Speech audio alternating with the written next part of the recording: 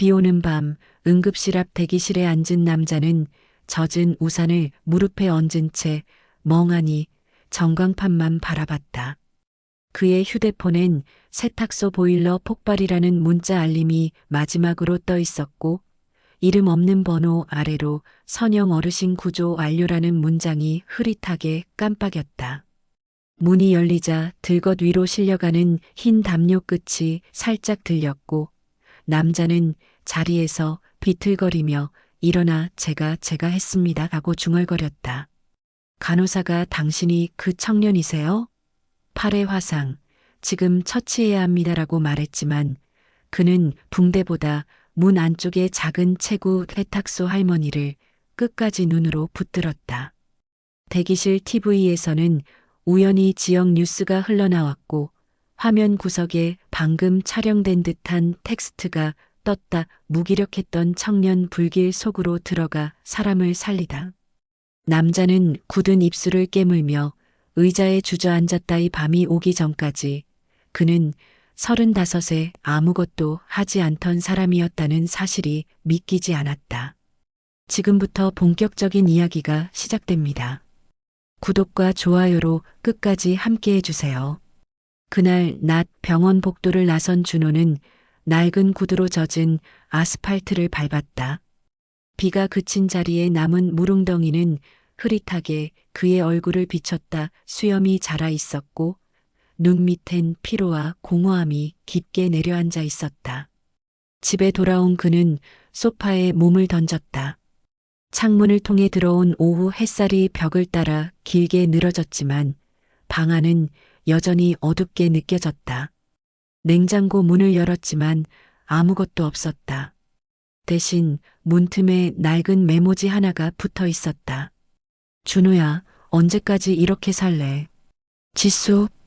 그는 그 메모를 떼어내 손에 쥐었다. 이제는 정말 끝이다라는 말이 머릿속을 맴돌았다. 그러나 동시에 병원 대기실에서 봤던 선영 할머니의 손주름 깊은 그러나 여전히 살아있는 그 손이 떠올랐다. 살아야지. 준호는 나직이 중얼거렸다. 그날 저녁 그는 오래된 운동화를 신고 밖으로 나섰다. 어디로 가는지도 모르면서 단지 무언가를 시작해야 할 것 같은 마음 하나로. 늦은 저녁 바람은 싸늘했고 거리는 텅 비어 있었다. 준호는 무작정 걷다가 낡은 간판 하나 앞에서 멈췄다. 은영 세탁소 손빨래 전문. 문틈 사이로 희미한 불빛이 새어나왔고 그 안에서 누군가 작은 책으로 다리미질을 하고 있었다. 벌써 문 닫을 시간이 아닌가? 중얼거리며 다가가던 순간 갑자기 안쪽에서 아이고 하는 소리와 함께 다리미가 떨어졌다. 준호는 반사적으로 문을 열고 뛰어들었다. 허리를 굽힌 노파가 한 손으로 무릎을 붙잡고 있었다. 괜찮으세요? 아, 괜찮아 나이 먹으니 이놈의 다리가 말을 안 들어. 그녀의 목소리는 힘이 없었지만 이상하게 따뜻했다. 준호는 얼떨결에 다리미를 주워 다시 올려놓았다. 이 늦은 시간까지 일하시네요. 하루라도 손을 멈추면 몸이 더 굳어버려. 그녀는 웃으며 말했다. 그 말에 준호는 묘한 전율을 느꼈다. 손을 멈추면 몸이 굳는다. 그건 마치 자신에게 하는 말 같았다. 혹시 제가 좀 도와드릴까요? 노파는 그를 한참 바라보다가 고개를 끄덕였다. 그럼 내일 아침에 오겠니? 이불 빨래가 좀 쌓였거든. 네. 일 좀 도와주고 밥 한 끼 먹고 가. 세상은 그렇게 이어지는 거야. 준호는 아무 대답도 못한 채 세탁소 문 밖으로 나와 밤하늘을 올려다봤다. 오랜만에 숨을 크게 들이마셨다. 그의 삶에 아주 작지만 확실한 움직임이 생긴 순간이었다. 다음 날 새벽 하늘이 아직 푸르스름한 시간에 준호는 세탁소 앞에 섰다. 문은 굳게 닫혀 있었지만 안에서는 벌써 다리미 소리와 기계의 칙칙하는 증기음이 새어나왔다. 그는 잠시 망설이다 문을 열었다. 왔구나. 선영 할머니가 고개를 들지도 않고 말했다. 이불 세 장부터 털어. 젊은 사람은 손보다 허리가 먼저 움직여야 해. 준호는 아무 말도 하지 못하고 고개를 끄덕였다. 세탁통에서 김이 올라왔고 뜨거운 물 냄새가 코끝을 찔렀다. 삶은 천이 그의 손에 닿을 때마다 이상하게 마음이 진정되는 걸 느꼈다. 그거 잘하고 있어. 일은 손보다 마음으로 하는 거야. 할머니의 말에 그는 순간 멈춰섰다. 그 말이 단순한 잔소리가 아니라 자신이 잊고 살던 리듬 같았다. 점심 무렵 할머니는 뚝배기 된장찌개를 내밀었다. 밥은 꼭 같이 먹어야 힘이 나지. 준호는 조심스레 숟가락을 들었다. 낡은 세탁소 안 식탁 대신 다리미판 위에 올려진 밥상에서 그는 오랜만에 누군가와 함께 있는 느낌을 되찾았다. 그날 오후 세탁소 안은 뜨거운 수증기로 가득했다. 준호는 손수건 묶음을 세탁기에 넣고 할머니가 시킨 대로 세제를 풀었다. 온도는 60도, 표백제는 조금만. 그녀의 말이 머리에 남아 있었지만 그는 조금이 어느 정도인지 몰랐다. 이 정도면 충분하겠지. 그는 세제를 한 움큼 더 부었다. 시간이 지나 세탁기가 멈췄다. 문을 여는 순간 코끝을 찌르는 냄새가 퍼졌다. 하얀 손수건은 모두 회색빛으로 변해 있었다. 이럴 수가. 준호는 얼른 헹굼을 돌렸지만 색은 돌아오지 않았다. 선영 할머니가 다리미를 멈추고 고개를 들었다. 뭘 그렇게 서두르냐. 준호는 쩔쩔매며 말했다. 죄송해요. 제가 세제를 좀 많이 넣은 것 같아요. 그녀는 한참을 바라보다가 말했다. 물은 정직해. 넣은 만큼 돌려주는 거야. 그 말은 꾸중이었지만 이상하게 마음에 남았다. 준호는 고개를 숙였다. 다시 하겠습니다. 그래. 다시 하면 돼. 대신 이번엔 눈이 아니라 손으로 양을 재. 그날 밤 준호는 세탁소 불이 꺼진 뒤에도 혼자 남아 있었다. 손끝으로 세제를 조금씩 떠서 물에 풀어보며 이게 많을까 적을까 스스로 감을 익혔다. 그의 손바닥에 처음으로 노동의 감각이 스며들기 시작했다. 그날 오후 세탁소 문 앞에 낯선 택배 상자가 놓여 있었다. 박준호님 앞으로. 상자 안에는 하얀 봉투 하나와 쪽지가 들어 있었다. 첫 월급. 고생했다. 선영. 그 안엔 고작 5만 원짜리 지폐 30장. 그러나 그 어떤 보너스보다 묵직한 온기가 있었다. 준호는 세탁소 구석에 앉아 봉투를 꼭 쥐었다. 손끝이 떨렸고 마음속 어딘가가 갑자기 뜨겁게 올라왔다. 이 돈은 단순한 임금이 아니라 인정이었다. 누군가 자신을 필요로 했고 자신이 그 기대에 조금이나마 부응했다는 증거였다. 그는 처음으로 살고 있다는 느낌을 받았다. 그날 저녁 할머니는 작은 상을 차려줬다. 고등어 한 토막, 된장찌개, 그리고 김치 한 접시. 일한 사람은 밥을 먹어야지. 그래야 내일 또 손이 움직이지. 준호는 젓가락을 멈추고 할머니를 바라봤다. 할머니, 저도 언젠가 누군가에게 그런 밥상을 차려줄 수 있을까요? 그럼 그게 인생이야. 밥을 얻어먹던 사람이 밥을 차리는 게. 그 대답에 준호는 눈을 내리깔았다. 세탁소의 희미한 형광등 아래 그의 얼굴에는 처음으로 결심이 스쳤다. 내일은 더 잘해야겠다. 그날 밤 그는 오래된 이불더미 사이에서 잠이 들었다. 그에게는 처음으로 의미 있는 피로가 찾아온 밤이었다. 늦은 오후 세탁소 문 위로 햇살이 기울 때쯤 한 남자가 들어섰다.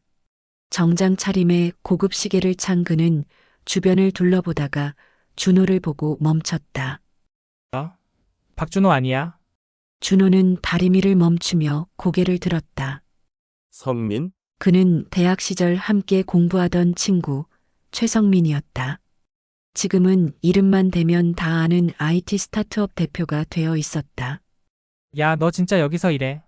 세탁소? 그 말에 준호의 손이 잠시 멈췄다. 응, 그냥 도와드리는 중이야. 성민은 어색한 웃음을 지으며 주머니에서 명함을 꺼냈다. 이거 내 회사야. 사람 구하고 있는데 혹시 관심 있으면 연락해. 준호는 명함을 받아들었지만 눈길은 떨어지지 않았다. 반짝이는 인쇄면이 너무 낯설고 멀게 느껴졌다. 그래도 넌 똑똑했잖아. 이렇게 세탁소에서 묶여 있으면 아깝지 않냐? 그 한마디가 가슴을 찔렀다.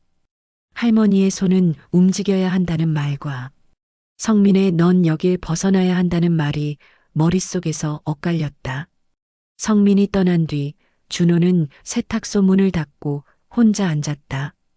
다리미의 열기가 식어가고 방 안엔 정적만 남았다. 그는 손바닥을 내려다봤다. 굳은 살이 잡힌 손, 세제 냄새가 배인 손. 내가 진짜 잘 가고 있는 걸까? 밤이 깊어질수록 생각은 복잡해졌다. TV 뉴스에서는 성공한 청년 CEO의 인터뷰가 흘러나왔고 화면 속 웃는 얼굴이 바로 성민이었다. 준호는 리모컨을 내려놓았다. 나도 언젠가 저렇게 될 수 있을까? 밤이 깊어 세탁소에 불이 꺼졌지만 준호는 쉽게 잠들지 못했다. 책상 위엔 성민이 건넨 반짝이는 명함이 놓여 있었다. 그는 한참 동안 그 명함을 바라보다 결국 휴대폰을 들어 검색창에 최성민 인터뷰를 입력했다. 화면 속 성민은 자신감 넘치게 말했다. 인생은 한 번뿐이죠. 머뭇거리면 기회는 다른 사람에게 갑니다. 그 말이 머리를 울렸다. 준호는 손끝으로 명함을 쓰다듬으며 중얼거렸다. 나도 이제 좀 나아질 때가 되지 않았나? 그는 그 길로 세탁소의 통장을 꺼냈다. 할머니가 잠시 맡기라던 공과금 봉투였다. 이 돈으로 옷 몇 벌 사고 면접이나 보러 가면. 순간 마음 한구석이 불편하게 저렸다.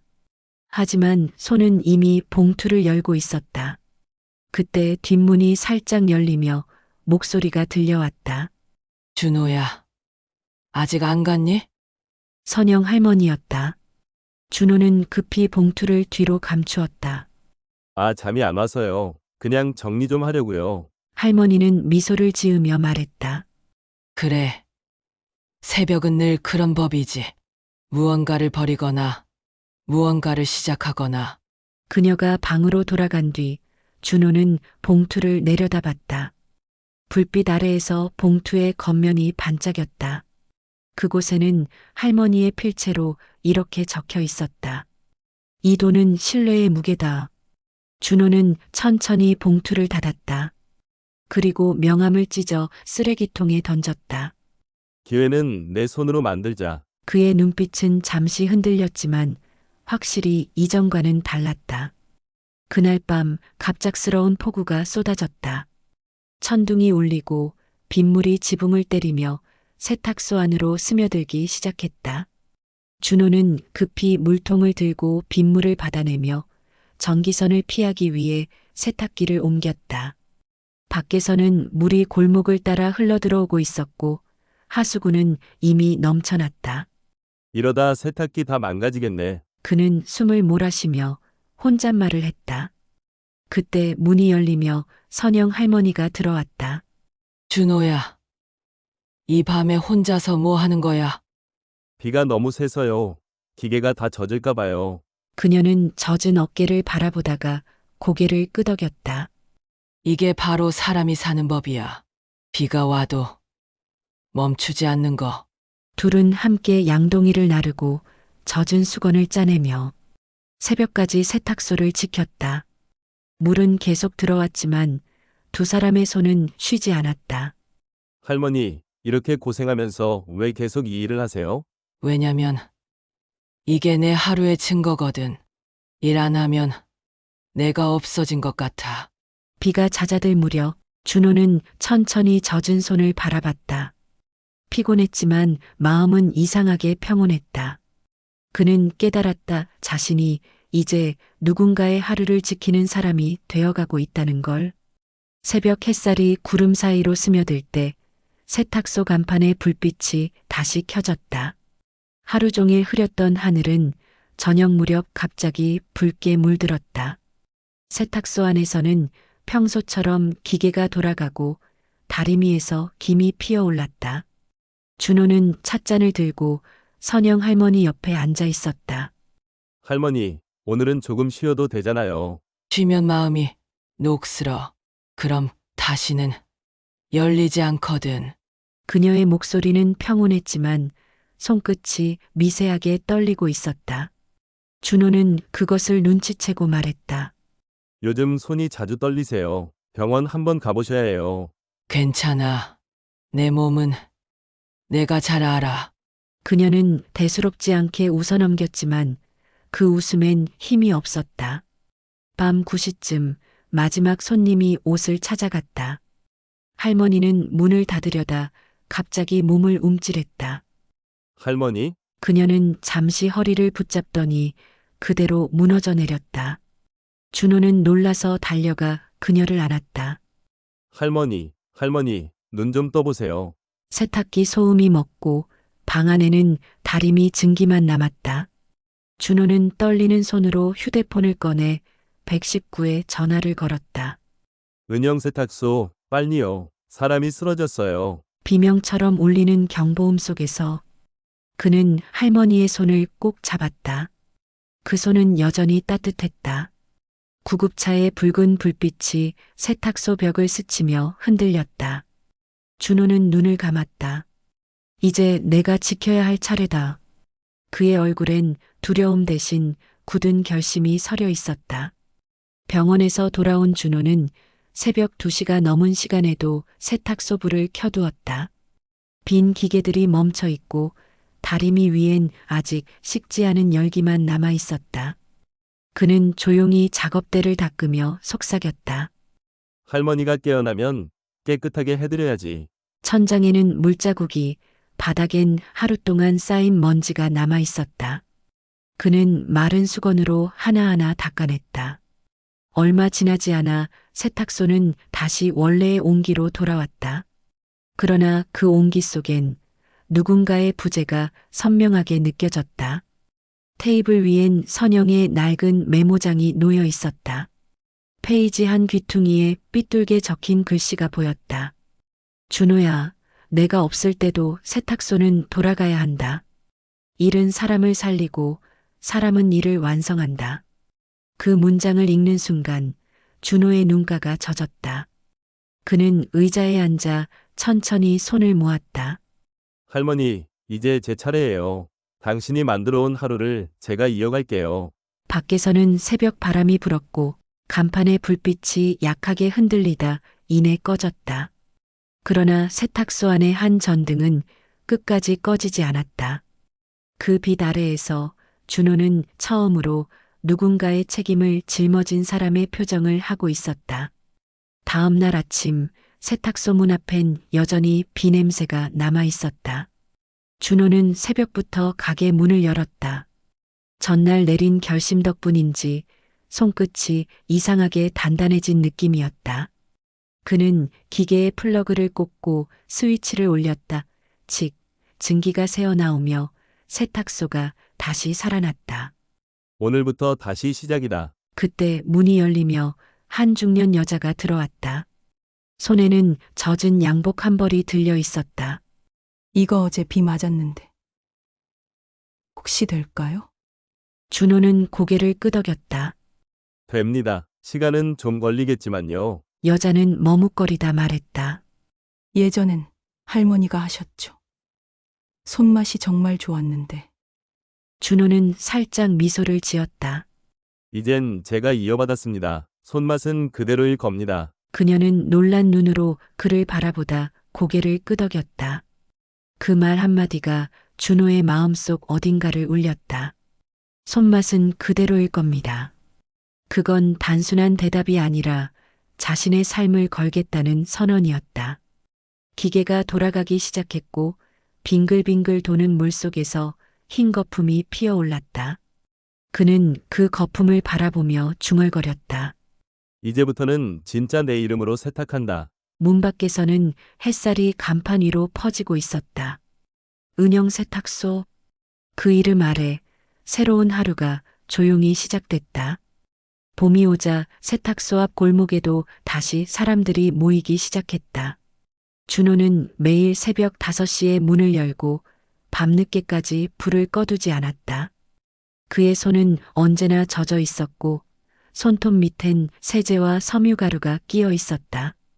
이젠 아무도 시키지 않아도 스스로 일정을 짜고 주문을 정리하고 손님들과 웃으며 인사했다. 세탁소는 점점 활기를 되찾았다. 처음엔 할머니가 없으니 이젠 끝이겠지 하던 이웃들도 며칠 지나지 않아 요즘은 더 깨끗하게 나와요라며 다시 찾아왔다. 준호는 그 말을 들을 때마다 고개를 숙여 인사했다. 그는 알고 있었다. 이건 단순한 칭찬이 아니라 그가 다시 세상 속으로 돌아왔다는 증거라는 걸. 하루는 한 젊은 남자가 옷을 맡기며 말했다. 사장님, 여기 리뷰가 좋아서 왔어요. 진짜 세탁 잘하신다고. 준호는 쑥스럽게 웃었다.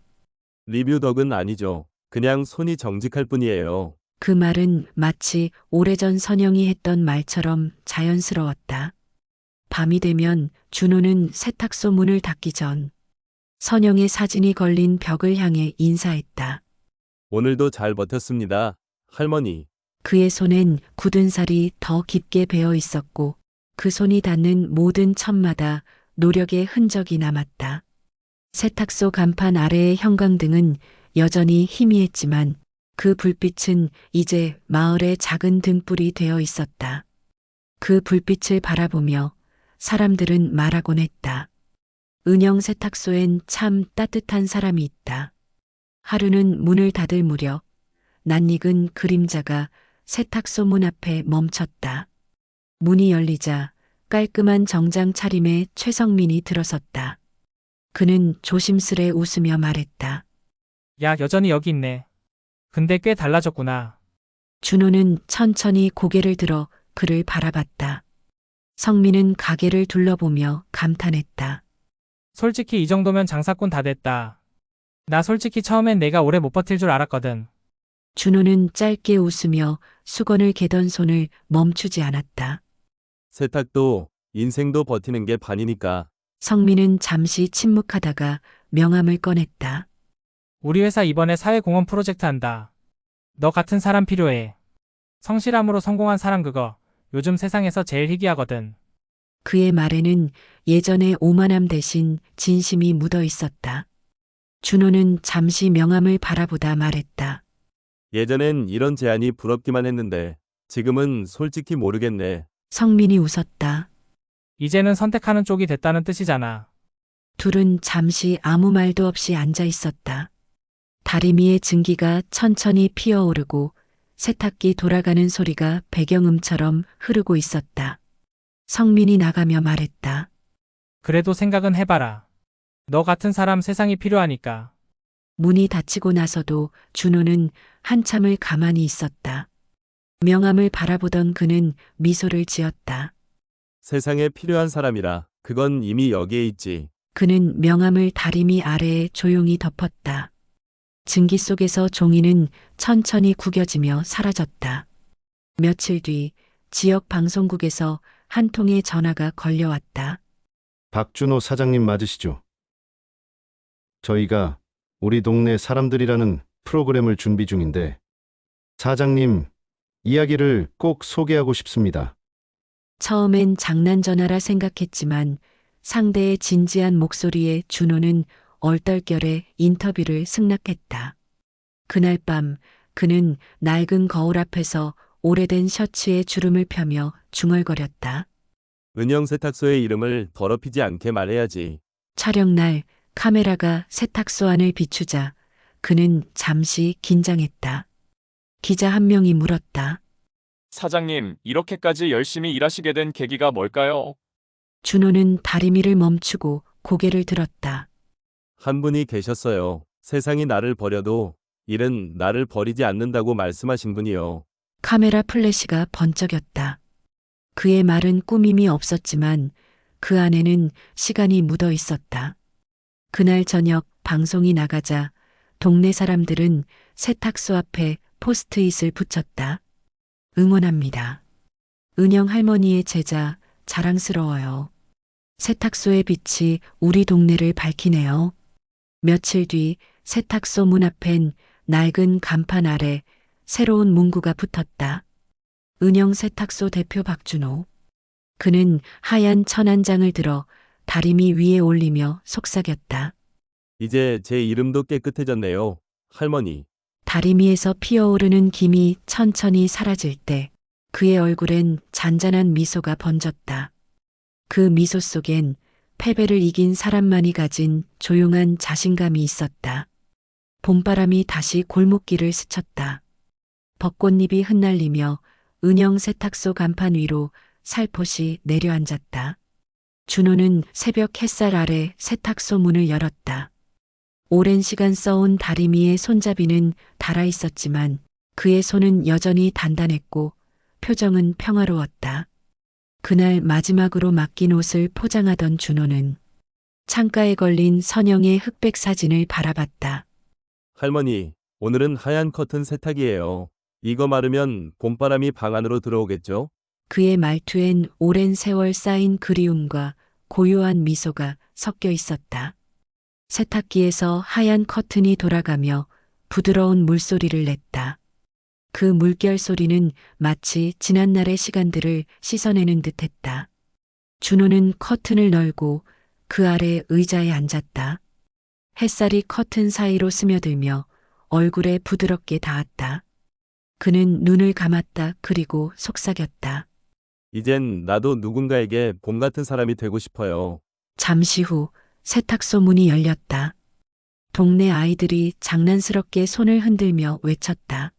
준호 아저씨, 학교 축제 때 세탁 자원봉사 해주신다면서요? 그는 웃으며 대답했다. 그래, 봄이니까 우리도 새 옷 입어야지. 아이들이 뛰어가고 골목에는 웃음소리가 퍼졌다. 준호는 다시 커튼을 바라봤다. 바람에 흔들리는 하얀 천 사이로 햇살이 흩어졌다. 그 빛이 세탁소 안을 가득 채우며 그의 세상에도 다시 봄의 약속이 피어올랐다. 함께 걸어가는 길, 여러분의 작은 응원이 큰 힘이 됩니다. 구독과 좋아요 눌러주시면 다음에 더 좋은 이야기로 찾아뵙겠습니다. 더 많은 이야기가 궁금하시다면 다음 영상에서 이어서 만나보세요.